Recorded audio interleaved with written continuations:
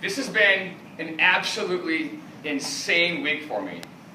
Because before I got here, I had some misconceptions about what I was going to experience. See, I've been active duty my entire career until I retired, so now I'm wearing pants today, and that's a victory in my book. And you never know what to expect when you come to some place new, especially to a place that's all Guard and Reserve. I've never been before. I pushed Guard and Reserve flights, but they're just trainees. What the hell do they know?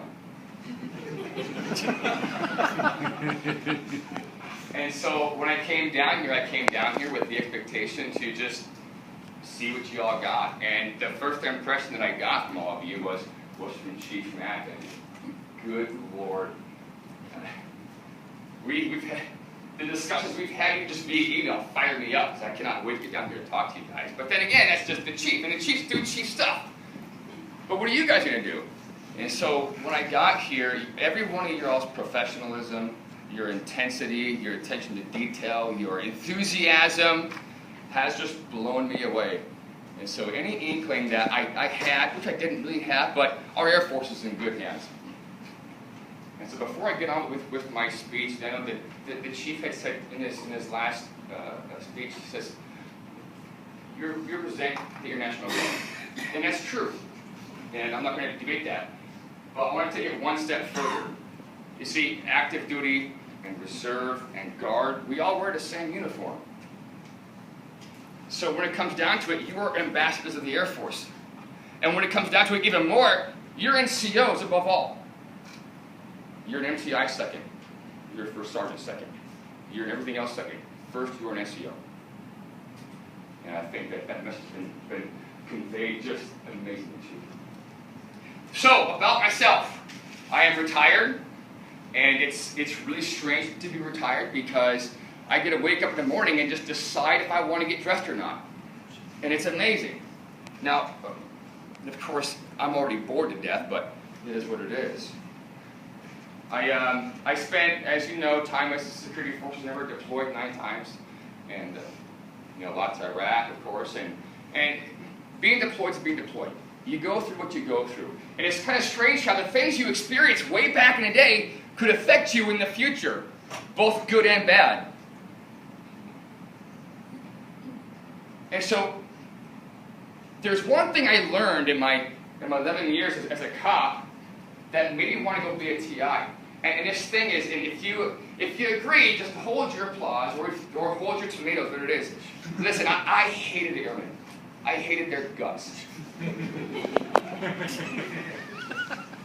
I mean, they pissed me off something fierce. Because, now, not you old-timers, but have any of you ever said, back in my day when I was, we, blah, blah, blah, blah, blah. Yeah, I know you did. Your hands down, it's fine, I know we are. Or back in my day, I can't believe you always did this stuff, and who knows what. And so I was always taught, listen, if you got a gripe, fantastic. But if you don't have a solution, shut up. So I said, where does Matthew Zien think that all the everything happens to make airmen good airmen? Ping, I'm gonna be a TI. Well, I love yelling anyways, that's fantastic, so I'll just go do that. Well, I love to teach too, and it was great. So, now I got down there with the expectation to change the world. I'm going to change the Air Force, and we're going to put out phenomenal airmen and everything. Well, I thought I did pretty good, but sure enough, once the airmen left me and went to tech school and their first base, some of them took a dump on themselves and got out, and some of them did great, some of them just who knows what. But as I was there, I realized that I became a TI to be a better person, and I left an extraordinary person, I think, because just like Chief Ryan went, he had said, don't let your ego get ahead of you when you want to learn stuff. And I've learned more about leadership, mentoring, raw communication, and humility than I have anywhere else than I have in BMT. Just by letting these kids show me some things that I thought I knew because I had gone through UI. But they're smart people, and you'd be amazed what you can learn when you lower your ego. Now, there's a reason why Well, I said that because this part of the story plays a huge part later on. So, as I'm going through BMT, I get orders to Thule, Greenland. Now, who here knows where Thule, Greenland is at? Good. Now, if your hand is up, if you think it's the armpit of the universe, raise your hand again. That place it sucks. It is horrible. I don't like being cold. I don't like it. But that place is stupid cold. And so I get there. Now, I get there and I'm so fired up to teach all of these new people, the airmen and NCOs and officers alike, everything I had learned in BMT. Now, I didn't want to go be one of those traditional stereotypes you get on your incoming roster if you get a guy from Texas. Oh my God. We're getting a former TI. Bring in BMT to know, No, that's not me. One of the best pieces of advice I ever got was from a former instructor before I became a TI, and it says, Matt, if you need that campaign hat to get these trainees to follow you, shame on you, man. You should toss that hat, and they should still follow you. And I've applied that same mindset, that same concept to my stripes. I don't need these stripes. Well, I didn't need these stripes. You don't need those stripes to have someone thank your leader. That's ridiculous. The leader isn't a piece of cloth. The leader is actions. And I think that message has been conveyed remarkably over the course. So I get there, and 2 months pass by, and I got to tell you, I'm loving it. It is the best time ever. Sitting there mentoring trainees, the flight chief, giving post briefings. My first open ranks, I did flip out. I flipped the board across the thing. I started screaming and yelling. That was a bad decision. Well, you figure you spent 4 years at basic training. Now you're compartmentalized to be mean. And so you come open ranks marching, and they dick it up. Ping! Out comes this devil. You stupid mother! Then I realized that I had 15 armed people in front of me. I better stop this. This is a good issue.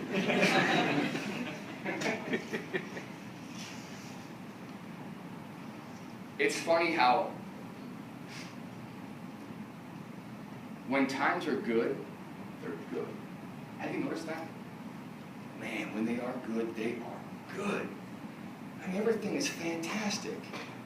You got the beautiful trees, the nice green grass, sunny sky, one road to drive on that has Starbucks on either, or Dunkin' Donuts, on either side. West Coasters, go back to your flight. But, inevitably, there's going to be a time when no matter what happens, you're going to have to drive through a storm. It's going to happen. And you may be driving through a storm right now, or there's one on the horizon you don't see, but I guarantee you one's coming. I'm not saying that to warn you off of any, possession of the devil, whatever it is, but sometimes life sucks, and you have to understand that. And for me, I was on this great road for years. I had an amazing girlfriend. Money was flowing in. I mean, I was at the top senior military training instructor, training other MTIs to be MTIs, and that's just an ego boost in itself. And it was great. Everything was there. Life was wonderful. But sure enough, just like any storm can happen, it popped up out of nowhere. And so on October 24th of 2012, I went and I saw, pause for effect, the dentist. Yeah, but no, yes. No, screw you, the dentist sucks.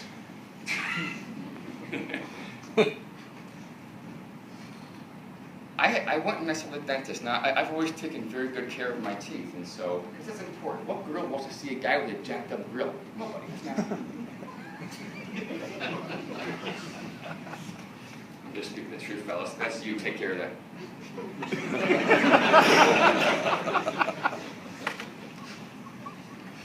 And I walk in. I've had no cavities ever.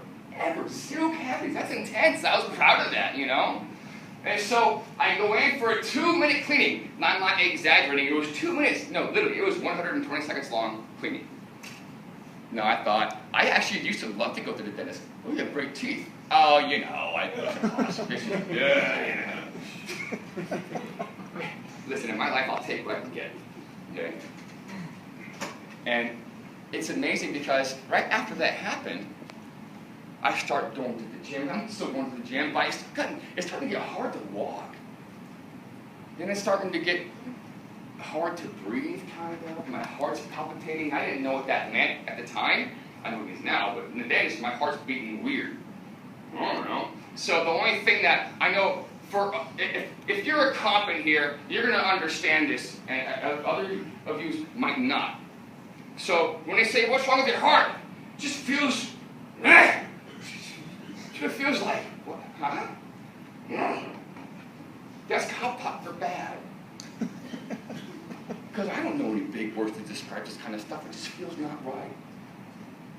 And, you know, I've learned in my life, if something doesn't feel right, chances are it's not right. You know what I mean?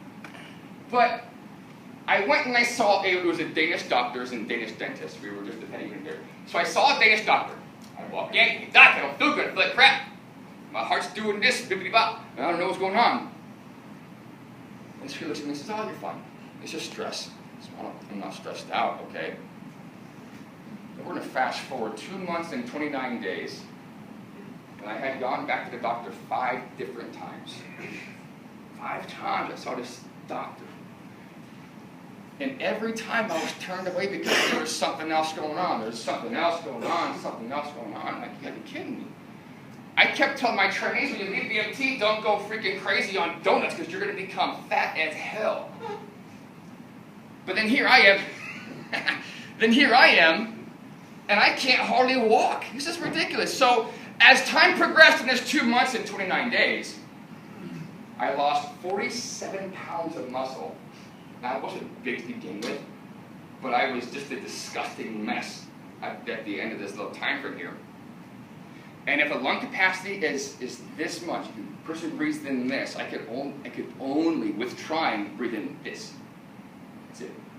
Couldn't lay down straight. I mean, severe night sweats, crazy nightmares. I can't eat anything. I'm not hungry. Oh, it was horrible. Everything was bad. Then, 2 weeks before I went on random ordinary leave to go to Alabama, I started to gain a lot of weight.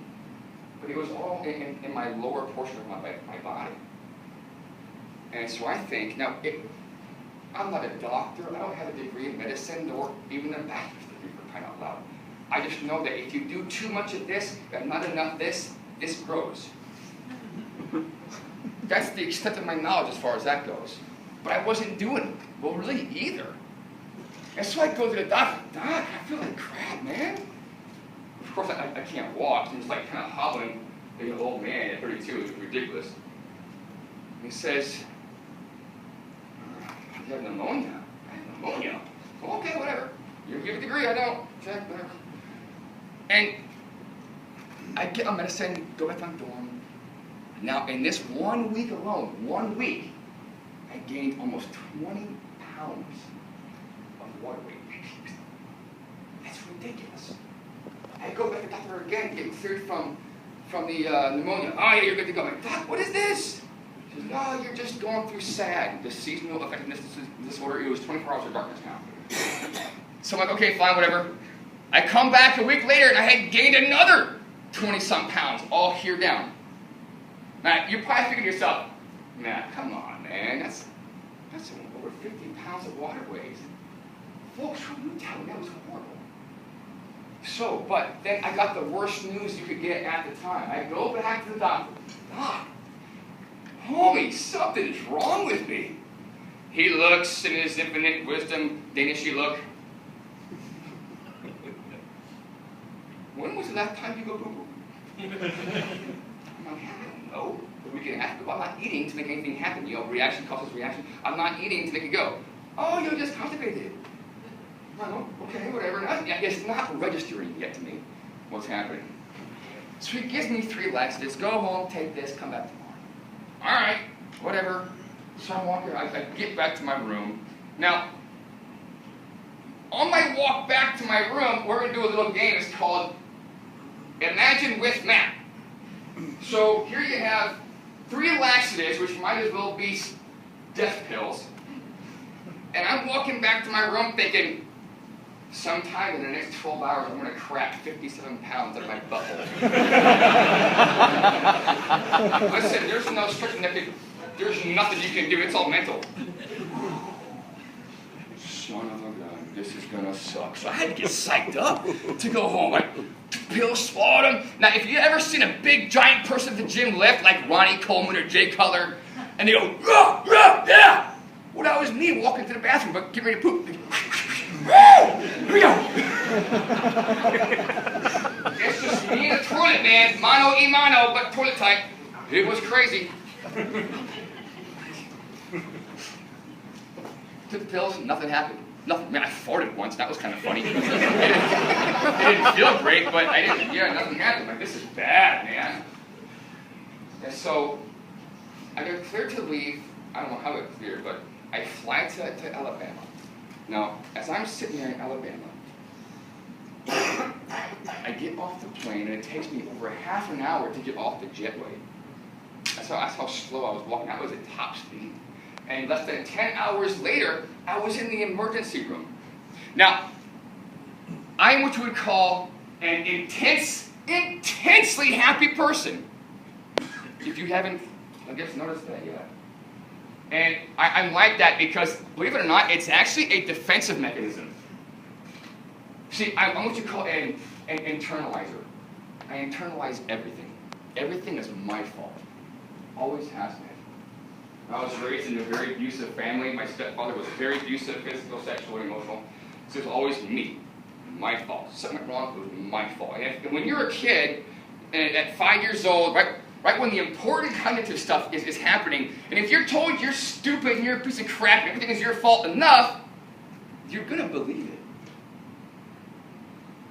And that sucks. It's not right, but that's how it is, you know? And so I used humor and smiling as a defensive mechanism. I just chose not to do drugs or go kill people, which is good. So it's just by sheer luck that I'm still here. As I go, I see the doctors there, and they come running in after my tests. I got 5 white coats sitting around me. This is strange, because I'm not used to this. And they said, Matt, where did you come from? I'm like, the world beyond. No, seriously, where'd you come from? Really? I guess it's not jokey time with them. Okay, fine. And he says, hey, we don't really know how to tell you this, but we have some news about your condition. Now, when they say condition, that's usually a bad word, you know? Like, report to the principal's office, or flight chief needs to see you. Oh, my God. So it says right now, we know for a fact you got 5 things. This is okay. The doctor says, you've got what's called extremely severe, aggressive, and progressive bacterial endocarditis. If you don't know what that is, it's a virus that attacks the heart. You've got the worst case, hands down, worst case of congestive heart failure that we have ever seen on anybody, ever, much less a 32-year-old man. Now, of course, because I live in the core values, what do you think my response was? That's just what I do. Went ahead and called Maxwell Air Force Base, which is just down the road, and the mortuary affairs people came up, and they talked to my family about my death and how to prepare for the funeral, forms to sign, verifying, all this kind of stuff. Well, I'm in La La Land. They're getting this briefing that their son's going to die. Not for my family, because we've already lost somebody in our family. When I was 17, when I was 24, my sister Elizabeth, she was my rock when I was getting abused growing up. She died in a vehicle accident. In a car I sold her. And so then there's that initial guilt. And it ruined our family. It was horrible. So now Lizzie's gone, and now I'm going to go next? Come on, this is ridiculous. So we just crashed. And it was hard. Because how do you, if you've never lost somebody close to you, and if you have, I'm sorry for your loss, but you can definitely understand what I'm saying here, is you don't prepare for that kind of stuff. You don't. When it happens, it's just like getting punched in the face. What? So 42 hours pass by. turns out I'm stubborn as a freaking goat. And here I am. Not like that. I was a mess, no doubt. But I come back, and I'm alive now with a breathing tube shoved down my throat. And I can't move nothing. Everything is weird. I recall bits and pieces of it while I was still out. And then I recall the first time I ever saw my chest. As I reached down to scratch it, but I couldn't feel it because it was still numb. And I had this gigantic star and this stuff coming out like, well, how about that? That's just interesting. Then I got these tubes. I got 3 tubes sticking out of me. Now it's just disgusting because my sides are wet. I didn't pee myself because it's up here. So now I'm just confused. So my body's just, it's nasty. So now I'm kind of freaking out. See, my storm has come in.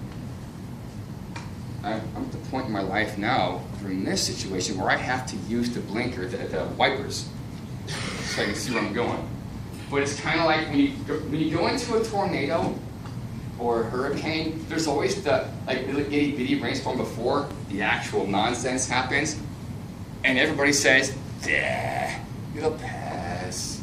At least we do up where I'm from. And that was that. So I spent the next 2 weeks in the hospital in recovery, and again, I'm using my humor to hide my emotions. But I'm so delirious, my brain is all messed up, and I have no idea what's going on. So to me, I'm just nodding, breathing. Woo! You know, the 2 weeks passes, I go to a billeting room there in Alabama for 6 more weeks with extreme and aggressive antibiotic therapy. They had to put a PICC line in my heart. And a PICC line is this long tube they put in my bicep, and they jimmy-rigged it up into my heart. And I had these tubes sticking out. I had to pump all these antibiotics into my heart. I'm like, this is weird. Little did I know that was the easy part, folks. Getting over that stuff was the easy part. Now, I thought that's a hard part. I'm like, this is it. Good. So I reached the eye of the storm. Everything's calm now.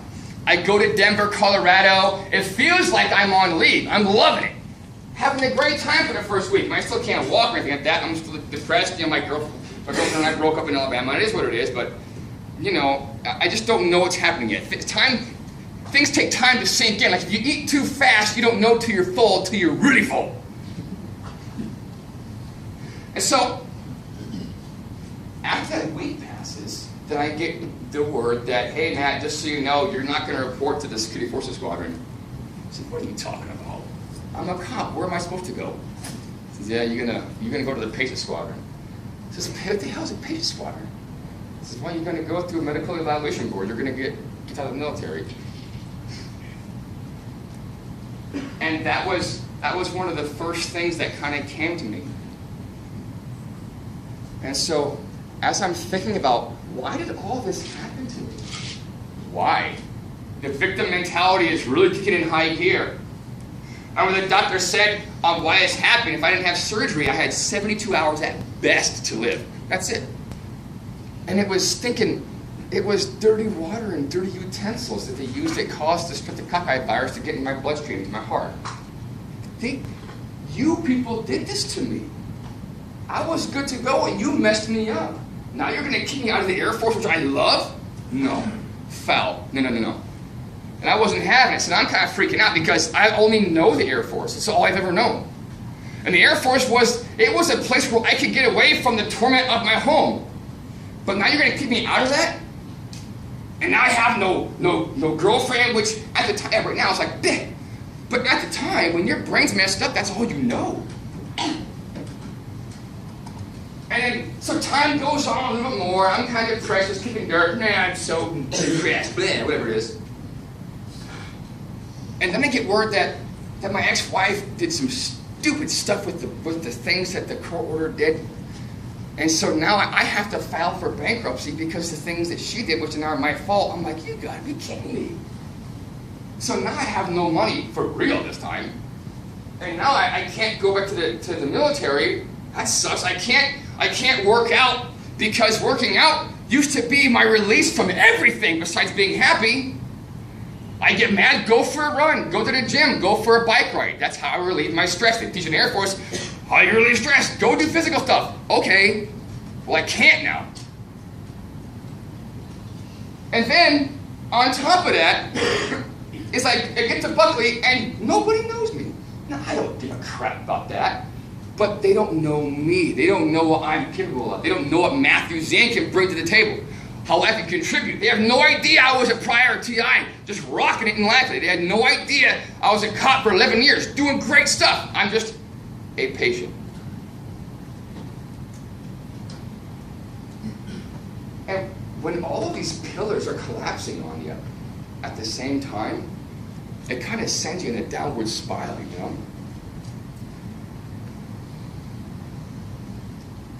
Have any of you ever gone to the lake and it's the first swim of the lake season? Let's say it's like June, right?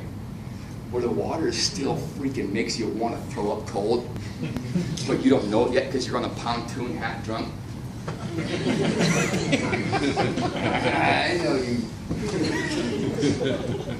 And so you get on that pontoon side, and you're like, this is going to be so awesome. And for the guys, you got all the pretty girls, bikinis looking at you, and this is your time. Do a cool cannonball, whatever, jump in, come out, all Fabio, whoosh, the hair come back. Hey.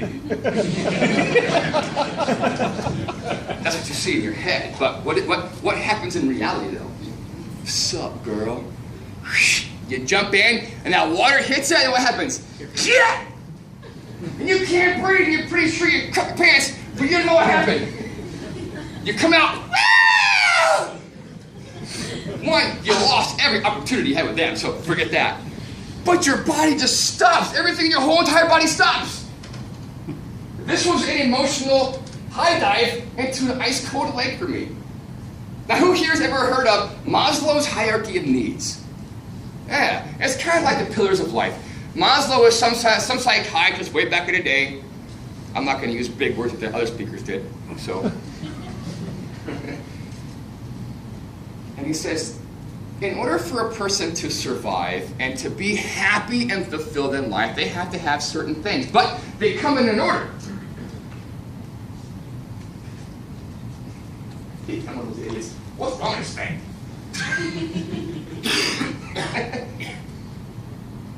Sure, that's so funny you said that. So Maslow's hierarchy of needs, as you can read, I'm pretty confident of that. You have to have your physiological needs. That's the most important one. You need to have food, water, shelter, you know, clothing, sleep. There's one of them that says sex in the very bottom. I'm like, duh.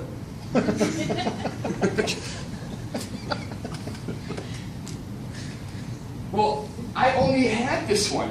This is all I had. All I had left was this one. And I'm like, if I get any more, I'm done. I can't take it. Because this, I got that. I lost this one long ago.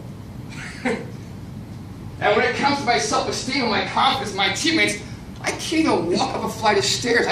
I'm just confident enough that I'm not going to pass out dead when I'm asleep. My love and belongings, well, I don't have a girlfriend now. My kids are not with me. And then, of course, health, that's a given. And so I would take these walks, these real long walks. And it was funny because I would sit there and my mentality had gone from this confident, strong person to a victim. You see, people, we have two personalities. Every single human being on this planet is either a victim or a survivor. You're one or the other. Now, there's variations of to what extreme you are of either one, but when it comes down to it, you are either a victim or a survivor. So in this scenario, I was a victim to the nth degree. Why me? You've heard that a lot, haven't you? Sometimes from some of your, you just call them troops, or even yourself for that matter. Why me? What did I do to deserve this? And it's a constant barrage of negativity that's always directed outwards Because what they did affects you. Why me? There's no reason. There's no, who knows why? But I tell you, I was no survivor yet. And so I'm on a walk and my phone is on silent. I'm just kind of doing my own thing. I'm just thinking about the past. I'm thinking about what I would do to be back in Texas again, pushing flights as I was on top. There's a saying that goes around that says, if you are so focused on the past, you're never going to see what's in front of you. And I was obsessed with the past. I was obsessed with it. I didn't care what this was because it sucked. And so I get a call from my daughter Aspen, and she was 7 at the time. Now I have 2 daughters with my ex-wife, and they're my world. God, I mean, I'm on this planet. I know to be a father and a husband. I know this. I'm a good dad, and I love my girls. But being deployed so much and having all these other responsibilities, I took care of everybody but myself first, because I thought that's how you did it. I gotta take care of myself last, because if I don't take care of you, then I'm gonna get in trouble. You guys are gonna be who knows what. And so that's what I did. But now I get this phone message from my daughter Aspen, and it says something like, Daddy, and now she's crying, by the way, but let me hear your kids cry, it's terrible. Daddy, I wish you were here with me. I miss you so much. I just want to say you're the best that I ever had. If I come see you, will you please forgive me? Now I'm thinking, what are you talking about? Forgive you? Forgive you for what? Now here comes that internalizing thing, right? What did I do? What did I do to cause my kids to think that I left them? What do you do when it happens? How do you respond to that as a parent who's already on the verge of a complete depressive breakdown as it is? You don't, because it's your fault. No matter what you do, no matter what you say, think, rationalize, it's your fault. Now that's not the truth, of course, but that's how you're perceiving it. And I was bawling, crying the whole walk home. And my mom was worried, because I guess I was gone for like 5 hours on this walk. I didn't even know it. Just torturing myself. And it's weird because I got back to my house because I had to live with my parents. Because I couldn't live alone. That was horrible. It sucked. And when I got there, she was on the patio and she says, Matthew, okay? I said, I'm done. I'm done. One more thing. That's it. I can't take it. One more thing. I'm it. A person can only take so much before they break. I'm at that limit, Mom. I can't. And so, we're in the beginning of April. Another week passes by. I'm still in this depressive, I hate my life kind of mode. And then I get a big old thick letter from my ex-wife's attorney. Yippee! These are always good. And in this letter it says your ex-wife, Crystal blah blah blah, is filing a suit, a post-decree relief suit for full sole and legal custody of your 2 daughters. And that was kind of the little breeze that just said, and off I went. So I read it. Now, here's the thing though. The thing is, I've been through enough suicide awareness classes to know what not to do. You know what I mean? Because my mindset was, if I'm going to kill myself, why would I make a show out of it? Oh, I'm going to kill myself! Just for attention? Screw that. No. I'm going to hide it, because I really want to die. I really don't want to live. Now I have officially nothing. And to have lost everything is a horrible, horrible feeling. Or at least to have the perception of losing everything is a bad feeling. Now some folks have a bad day, your car might break down, but your whole entire world in existence didn't leave you. Okay. But in my mind, that's it. This is the end game. They pressed the button. Good deal, Matt. Game over. Nice 32 years. Try again. And so that night, I quit taking my heart medication, which I needed to not die. Now I'm just 2.5 months outside of major open heart surgery. and I quit taking all my medication because I want to punish my heart. It's not that I wanted to go out and kill myself. See, I wasn't gutsy enough to take a bullet to the head. I just wasn't gutsy enough. And I didn't want to throw up, so I didn't want to swallow all the pills because I could kill a freaking country of horses with all the pills I got. But I just didn't want to throw up. We're not rational. I hear you. I don't get it. And so now I love to read and I love to write. It's just one of the ways I've always expressed myself. And so one of my favorite authors is Edgar Allan Poe. My favorite authors. And the best story he's ever written, in my opinion, is The Telltale Heart. And The Telltale Heart is a story about this servant guy who's kind of taking care of this old dude whose eyes always staring at him. And long story, well, short story, even shorter, he kills him, puts him under the floorboards, and he uses his heart all the time. And he goes mad. Well, because my mechanical valves, they tick all the time. Always. It's weird. It's the clock. And if you're in an elevator, it's fun to screw the folks. When it's quiet, hey, y'all hear that? Oh, shit. Oh, did you hear that? What? Listen. You're just like, it's not a bomb, it's me. Or is it? That's messed up. But still, it's fun. We're really bored. And so, now fitness was always my thing. I always loved fitness. I loved to ride my bike. I loved to run, all that kind of stuff. So I decided I want to make my heart hurt. I want to punish it. So I got on my bike and I went to this trail area where I used to ride when I was here in Denver before I went to Greenland. Now this is the amazing part. So the doctors call me a medical anomaly of the 2 billionth degree times 2. It's pretty impressive. I'm actually really proud of that because either I'm Superman, I'm bionic, or I'm possessed by the devil. One of the three. Either way, I get on my bike, I get on this trail, and I ride 42.5 miles, yeah, as hard as I can south, which was probably like 5 miles an hour, but it's still that hard, that's fast. And my whole intent was I want to work this thing so hard it explodes. And the whole point was to be in pain. So I was hurting. Heck yeah, I was hurting. But I was good. I wanted it to hurt more. I wanted it to hurt. Because I didn't feel anything else but pain. So I might as well just go crazy with it. That's one of those victim things. Well, fine. I just take all of it then, you know. So I get down 42.5 miles. That's ridiculous, folks. And nothing happened. And I'm just pissed off. Are you serious? Really? I know I can't even try to make this thing explode, you jerk.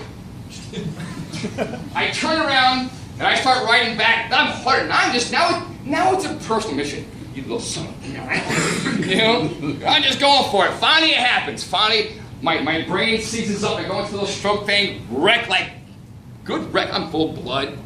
But then the weirdest thing happens. I woke up.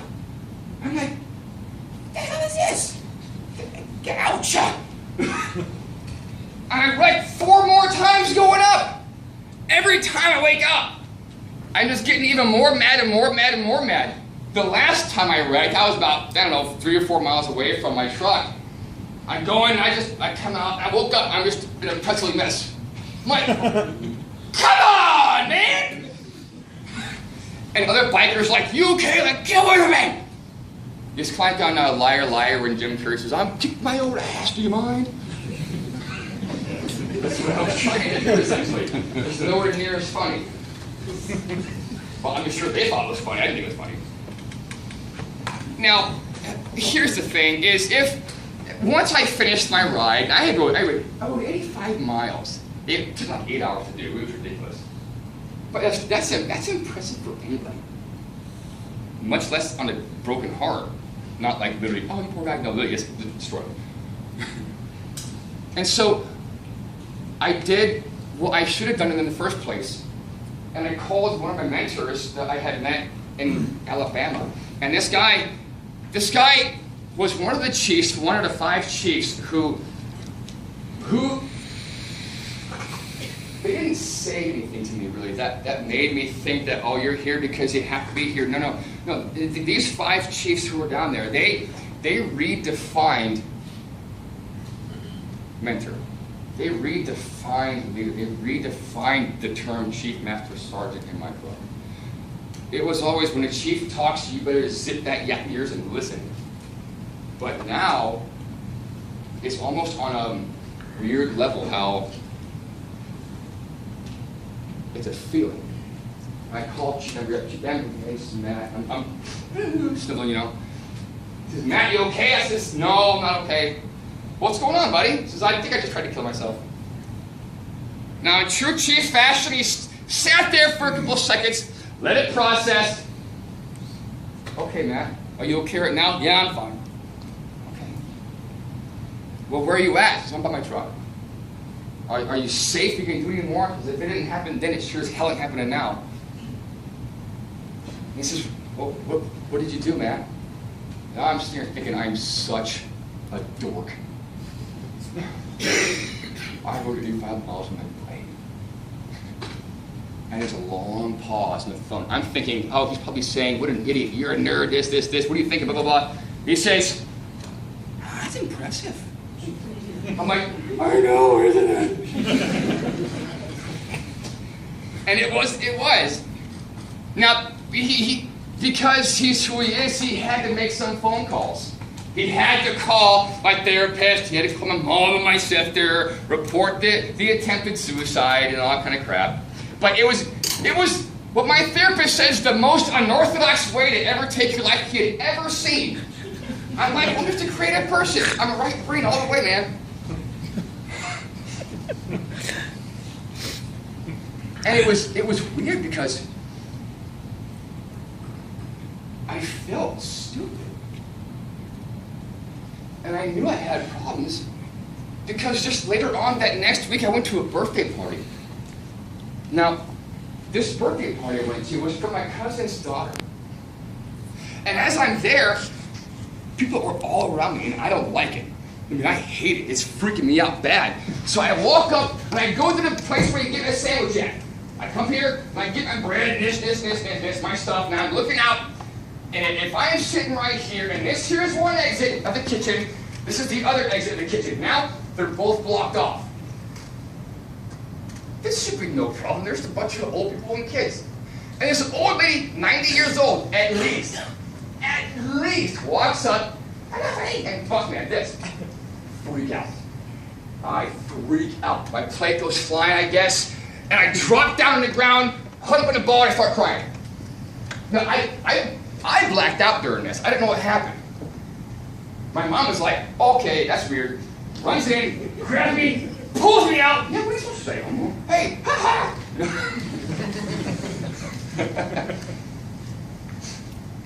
I kind of come back too. I felt like I had seen a ghost beat the crap out of a kid. I'm like, no, this is horrible. I didn't know it was wrong. So now I didn't know I had PTSD. I had no idea. But I did know that when you're feeling like that, and even with PTSD, who here has ever seen the movie Fight Club before? Yeah. Hey, what's the first rule of Fight Club? You don't talk about Fight Club. Now, unfortunately, the same mantra has been set with PTSD and suicidal feelings. The first rule, but it's not how it is, how it's perceived. The first rule about having suicidal thoughts or having PTSD is you don't talk about having suicidal thoughts or having PTSD. That's not true. I'm not teaching that. I'm saying what I was going through. And that's what I envision. I have all my arms and my legs. I tried to kill myself on a mountain bike. Really? A 90-year-old lady took me out. The dentist took me out. No, this is stupid. I can't say anything. I was a dang TI. I was the monster, man. And now I'm this piece of crap thing who's scared of the dentist and the old ladies and doesn't like being... No, it's just not right. And so, as time goes on, I keep thinking to myself, this is ridiculous. absolutely bananas. Now, when somebody uses a fruit for an expensive word, that means it's a really, really, really bad word.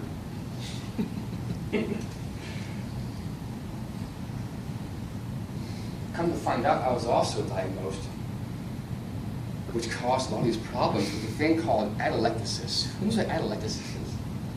Ha-ha, Steve. Atelectasis, it's a thing where your lungs just collapse at random. And then, after a little bit of time, they pop open again. And it's a nightmare.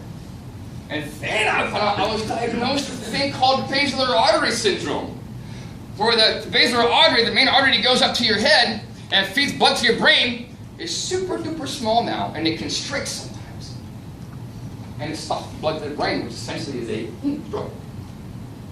But my endocarditis was so bad that it spread from my heart to my spinal cord, up my brainstem, and it gave me a TBI. Can you believe that? I got a TBI from the dentist. I will win every one-up war ever with that. It was so severe that it caused substantial nerve damage to both ears. So I had substantial hearing loss in both ears. It caused substantial nerve damage to my left optic nerve and also to my cerebellum. And so now because of that, I have a thing called neuropathy, where my hand and my feet always hurt. Always hurt. It's horrible. But then, at the same time, when it flares, my heart overexerts itself. And when I go and get too stressed out, it'll send a misfire, and then all my connections zip on the wrong spots, and I'm out. So now I can't hardly focus on anything. I'm scared I'm going to have a stroke while I'm doing whatever it is. Oh my gosh, you gotta be kidding me. And how long can you be a victim, though? You know what I mean? How long can you... Really? What? You could have said something.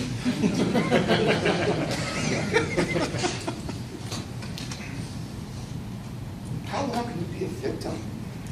And so I spent the next, oh Lord, easy week and a half, 2 weeks, just moping. And moping. Now, this is one of the things that I found so interesting about this entire workshop. And this workshop is, there's been one common underlying theme with everything that all presenters have said. That thing is, you have to take care of yourself first before you can even think about taking care of somebody else. You can't expect others to be productive, happy, enthusiastic, energetic, and motivated if you are not the same. Because if you are pissed off at the world, it's their fault, it's X, Y, Z, well guess what? They're thinking the same thing because, in the surf dog community, there's a saying, it's called your dog is your mirror. So if my surf dog is freaking out going nuts, it's because I'm freaking out going nuts. But I can't make sure she's good to go and calm and relaxed until I am good to go and calm and relaxed. That's how the world works. And I call it the cannonball effect. So the cannonball effect is, you take a big old cannonball, right? It was big, it was a giant pirate ship. You got some disgusting old black bearded dork sitting there behind this thing, lights a match with his arm, I don't know. And this thing sizzles, and boom! Out comes a 500-pound cannonball. That thing's like, woo! It goes 400 feet into the water. It was a pretty loud explosion, right? That's all it was. The cannonball effect is kind of like that. That's, if I try and take care of others before taking care of myself, it might look good, it might sound kind of cool for the first minute, but then it's gonna wither and it's gonna die. But there's always a yin to every yang though.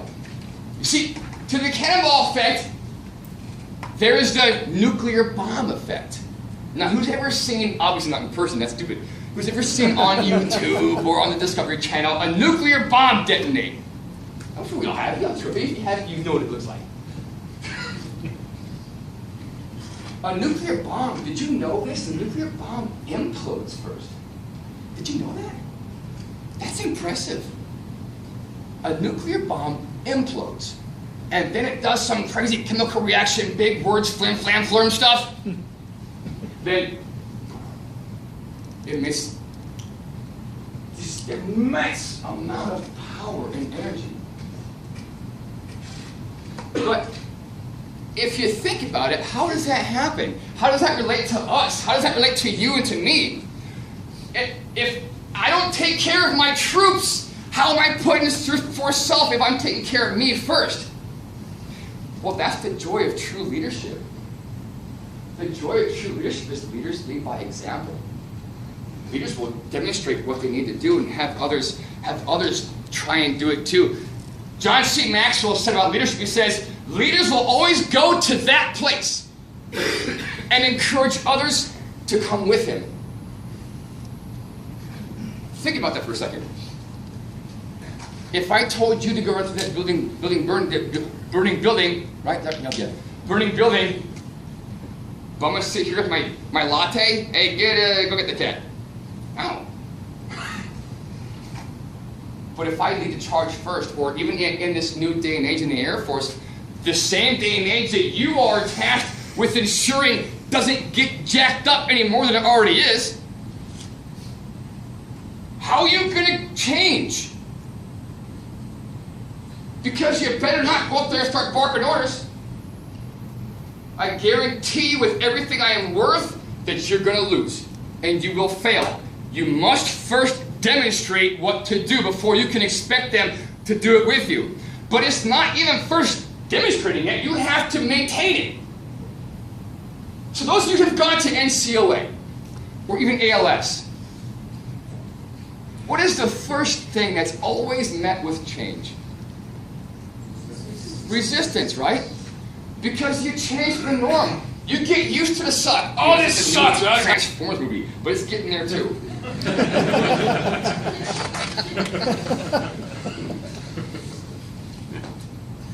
But, you know, with group dynamics, we call that the storming stage, right?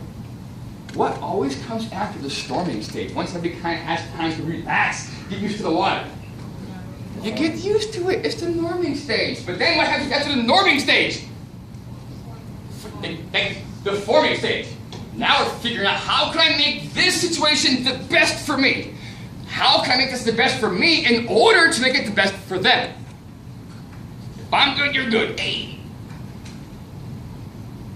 And it's a weird concept, but it works. And so, going through all my experiences and looking back at my life that I wish I was living so much, I had this euphoric moment come over me. And I realized that I was reliving my life, yelling at trainees, getting them all fired up, break them down, build them up. When I stopped one day, I thought, Matthew, William, Zien, what the hell are you doing, man?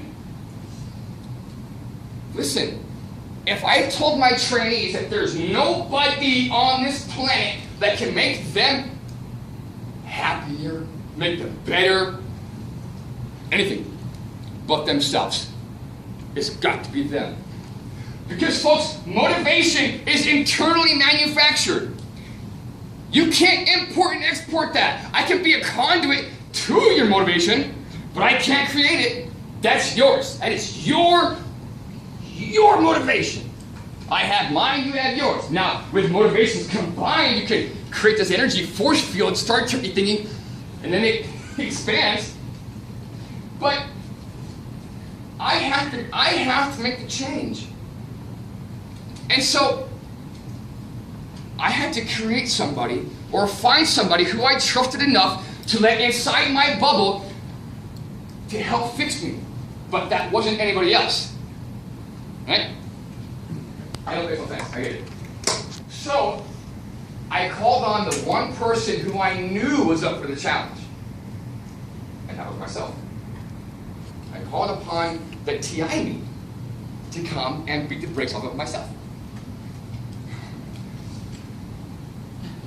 And so I did that. I created my own split personality. It might sound strange, but it worked. Now, I know for a fact you heard that last saying somewhere else in this not conference, this workshop, right? The answer to that is yes. Yes. Which one do I choose? The one that works? Choose the one that works. Is this bat crap crazy? You bet it is. But it worked. This is what I had to do. This guy is a victim. This guy here is a freaking victim. Why me? Why this? How come you? How come that? But this guy and this other guy who's the same person essentially, these guys. You like that? And you're all sober too. How about that? You're welcome. Yeah. I called on this guy. I called on the monastery to fix this little piece of crap. So every time I felt myself getting the, I don't like this, ping, and he came. But it wasn't the classic TI you would see on Full Metal Jacket. It was the TI that I needed to have. This was the supervisor that I should have been all the 11 years while I was a cop. This is who I should have been the entire time I was in my freaking pity party theme park having a good time.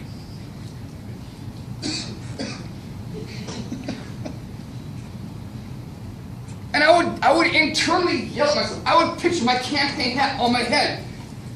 Not degrading myself, because why would you degrade somebody? You suck, this. No, that's not how you do it. You don't degrade anybody, ever. Who wants to get motivated and be positive and energetic when you're being degraded? That's not how you do that, no. No, what this guy says, he says, what the hell are you doing? Get your ass up. You're better than this, man. Hell no. No, this is not me. You will get up. You will get up. And I imagine myself, because I'm a very kinesthetic person. I have to see things and feel and imagine. So I imagine myself in a big tar pit up to my neck.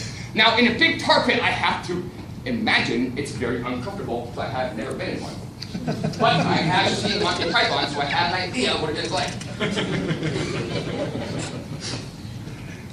And in this tar pit of mine, I can reach out just far enough to not grab a rope that's hooked on to a mountain magically. It's my dream, so whatever.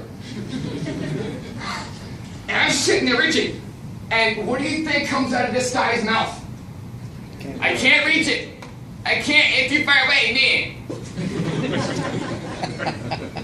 What do you think he said? Shut up! Get the rope! Over and over and over again.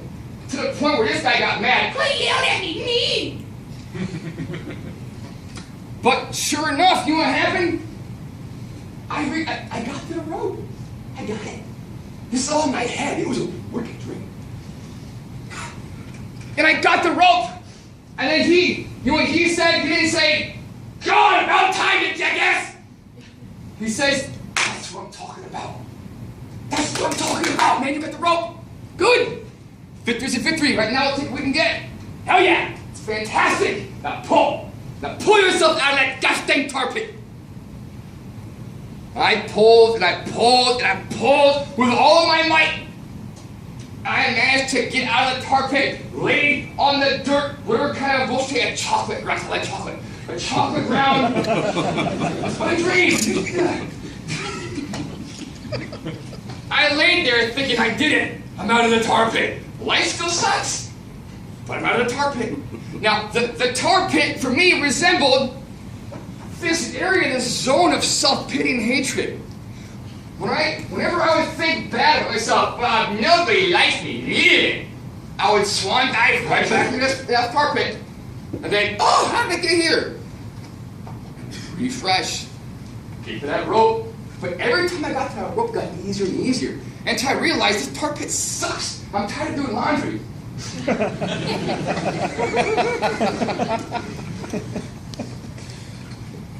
And then it was And then I had to get myself to the mountain. But the problem with the mountain is that every time I would reach up to get a foothold or a handhold, and reach way up, I'd pull myself up, and I would look off to the side because my arms were burning, they're on fire, my legs are on fire.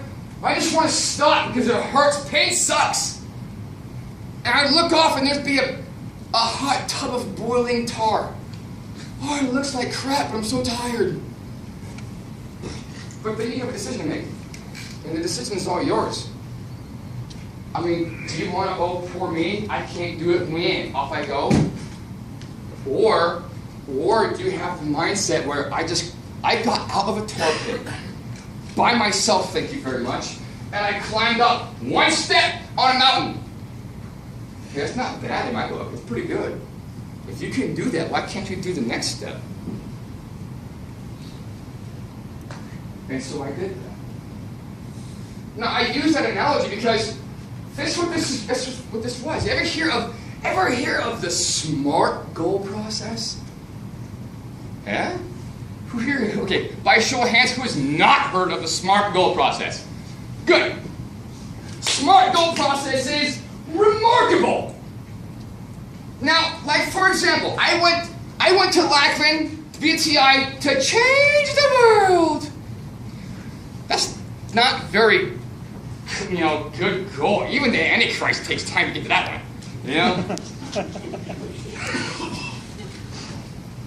A SMART goal is broken down into 5 different segments. And I'm going to read them off to you, and then we're going to do an exercise, okay? This is a good one. I think you're going to like it a lot, because I think it's fantastic. And this exercise is we're going to mention the worst time in your life, and we're going to relive it. Yay! Not really, but we kind of are, though.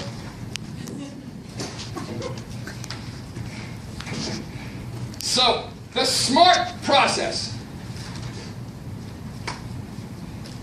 is, my goal has to be specific. It's got to be specific. How can I make a goal that's specific? And by specific meaning, I'm going to change the world. Not really. What do I want to go? What is my objective in this goal? My objective in my goal is to quit being a little whiny butt and press on with life. Be happy. Just be happy.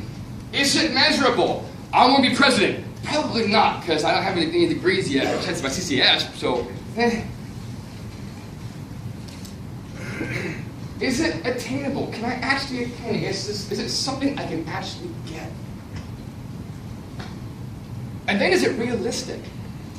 Is this a realistic goal, really? I mean, I want to own a Lamborghini Diablo. Probably not. I mean, I'm divorced, I pay child support, so I can go to Target and get a little Hot Wheel one. That's the expense of that. And then I have to do one very, very important thing, which you guys know what it is. It's set the time frame. If you don't have a time frame to meet things by, you're never going to do it. I'm going to clean my house. When? What football's on? I'll do it next weekend. Then next weekend, football's on again. I can't do this weekend. You got to set that time frame. My goals were as such. I love to write. I do. I love to write. I love to write. It's one of the ways I get rid of my everything, and it's a release for me. And so with writing, like on your college essays, high school essays, you have to write out a thesis for your papers, right? And your thesis is kind of like, this is what my paper is about, essentially. And so I knew as a TI, I had to do a thing called set the stage. And I had to set my trainees up for success. Like, you never ever end a class on a bad note. It was good, bad, good. Yeah, you did good marching. Yeah, you all suck. Yeah, nice shoes. All right, go. And I did, but to myself. I set the stage. But I can't do anything in my life unless I embrace and accept, and more importantly, love who I am. I've got to love myself. Which I'm pretty sure is a song, but I won't bust out in song yet. And I would lay in bed, and I do this even to this day, is before I get out of bed, before I get out of bed, I have my hand on my heart and I feel my heartbeat. Because I tried to make it explode once. Hey, homie, we cool? I mean, I was in a bad place, you were being a bitch, and it's just, you know. And I feel my heart, I feel it beating, and I accept it. This is who I am. My heart ticks. Literally, that's me, that's awesome.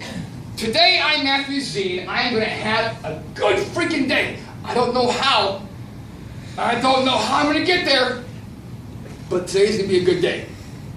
Woo! I know, it's my thing.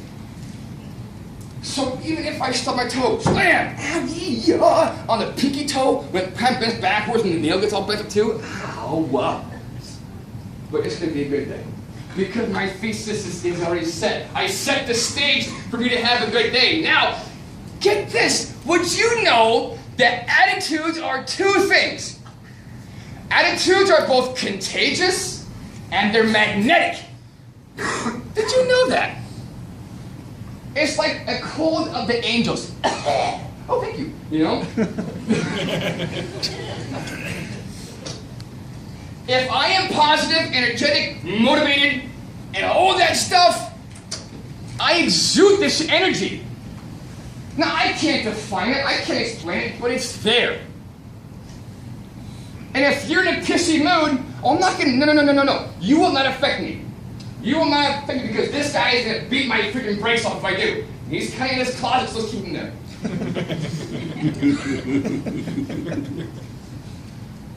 Why are you mad, man? Cheer up. And so what I've learned to do, now, don't say your grotesque remarks, just hear me out. I would give everybody a kiss. Thank you. So, now, not a kiss, come on. Keep it simple, stupid. We are so wrapped up in making things complicated just for our own self-satisfaction that we lose track of what's important. And so in order to get myself out of this, and in order even to today to get myself out of a funk, stop. Just stop. Well, how do you just stop? Well, it's like, like that. Stop. Believe it or not, attitudes and perception, that's a choice, my friend.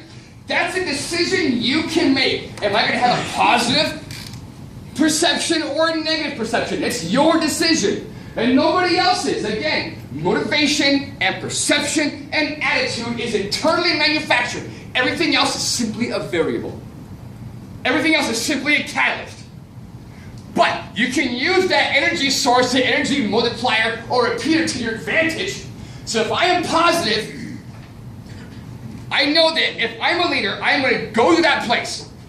I'm going here. And I know you're all pissed off. I get it. But we can make this work. We got this. And it might be lonely at first. Being a leader, folks, is lonely sometimes. But I don't know about you, but I would never sacrifice my three morals. I call it the moral trifecta. And if you never abandon them, your moral trifecta, you'll be forever good to go. And this is your moral courage. It takes courage to do what's right. Yeah, I get it. Integrity first. Check. No, it's deeper than that. This is what makes the core values the core values. Is, are you confident enough in who you are as a person to make sure you can do what's right, even if you're there alone? Because if you're going to do what's right and you're there alone, I guarantee you won't be alone for a while. Because attitudes are magnetic, right? And they're contagious. Contagious, sorry. The next one is your moral integrity. I mean, moral integrity, what is that? Doing what's right all the time. You have moral values, you have bad values, right? But you play the moral integrity with it, yeah? So now it kind of balances out. And then do I have the moral strength to maintain that? It's one thing to bench 500 pounds, which is ridiculous, but It's one thing to keep benching 500 pounds. It's one thing for a big semi-truck to pull 80,000 pounds, 10 feet, but it's one thing for a big semi-truck to pull 80,000 pounds across the country. Are you strong enough to do it? So if you have your moral trifecta, can you stick with it? Now, as time went on, I realized that my attitude has started to change. In the morning, I would wake up, and I love coffee. I do. There's one coffee theme song that's just horrible, but it's a blast. And I would sing it every day. Because it's so, my goal is if I can get downstairs and sing this dumbass song and not be pissed off, I'm good. I want to go 3 minutes. 3 minutes and not have a bad thought. And if I have a bad thought, I'm going to kick it out. I'm going to try it again. But start off small, baby steps. Everything good takes time. It's like going on a mental diet. We discussed the other day about going on a diet, right? Yeah, I went on a mental diet. Now, I've also gone on the bad diet, though. When I was about 14 years ago, I went on the Atkins diet when it was in its heyday. I'm like, yeah, carbs, screw you. All I want to do is get sexy lean for the chicks because that's what you did when you're 20 years old.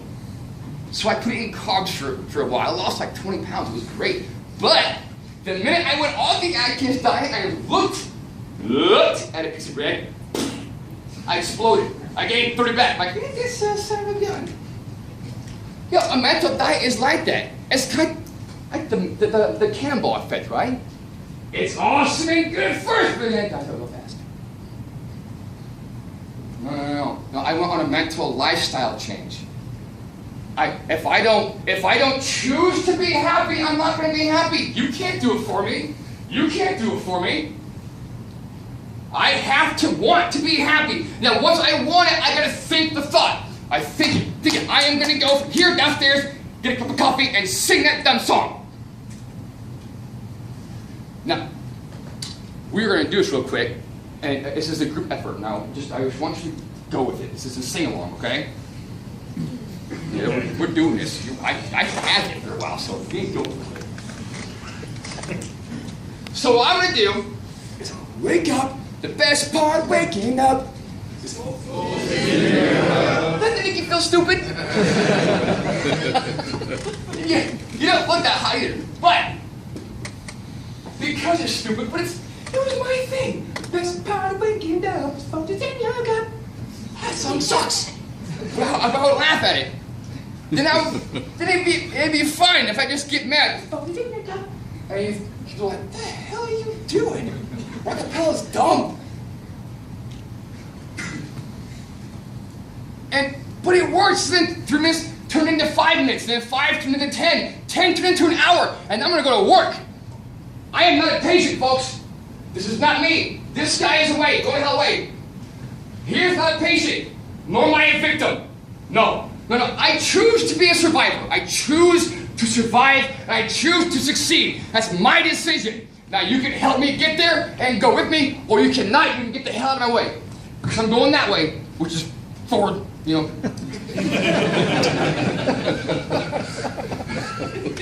You're going to go back? You know what I mean?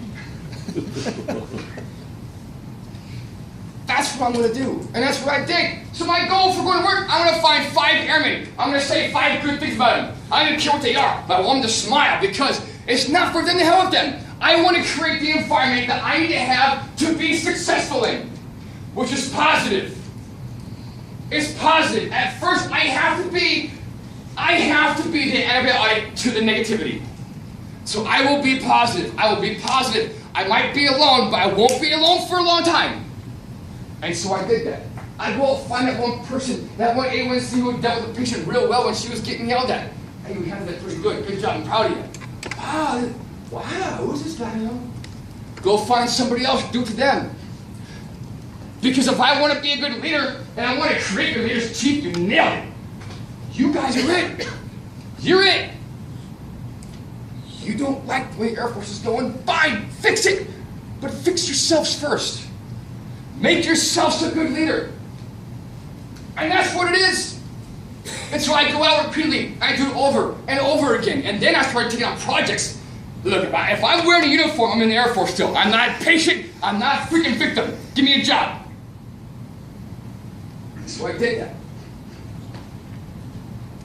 But I learned one valuable thing. Now, again, reading is great, yeah? And so one of the things I saw that I loved was just kind of like Matthew Zeen's rules or words to live by. Dr. Seuss. You've all seen this, right? If you haven't, read it. It's great. It says, today, you are you. That is truer than true. There is no one alive who is fewer than you. Why fit in when you were born to stand out? But attitudes are contagious and magnetic. You won't be alone for a long time. And once they get there, go more. Become better than that. You have brains in your head. You have feet in your shoes. You can steer yourself in any direction you choose.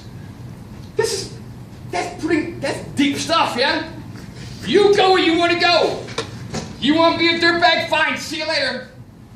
But I ain't going with you. Be who you are and say what you feel, because those who might don't matter, and those who matter don't mind.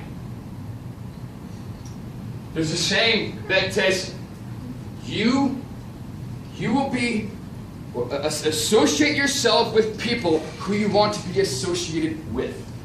If you hang out with a bunch of jerks, guess what? You're a jerk. But if you associate yourself with folks you want to emulate, you want to be like, you're going to get there. Today I shall behave as if this is the day I will be remembered. If you left this planet today, how are they going to remember you? God, he was so mad this guy in his suit wouldn't shut up. Or is it he was motivated and he wanted me to do better things? Don't think about this person, be this person. Actions will always speak louder than words, no matter what. And if you're going through a bad time, which you will, and you're going to continue to go through them. But it's all about perception. Every bad time is actually an opportunity. Did you know that? Yeah. Every bad time, everything that comes in your way is actually an opportunity. Because if you can have the mental ability and the mental moral strength and moral courage and integrity to view obstacles as opportunities, there is no limit to how far you can go. There's not. My sister Elizabeth, when she passed away, the last thing she ever wrote, and I lived my life through this. I live it. And cops, you would say, embrace the suck. Because everybody can live life when it's great and fun and full of joy. That's easy. But when life punches you in the balls, now what are you going to do? Now let's see what you got.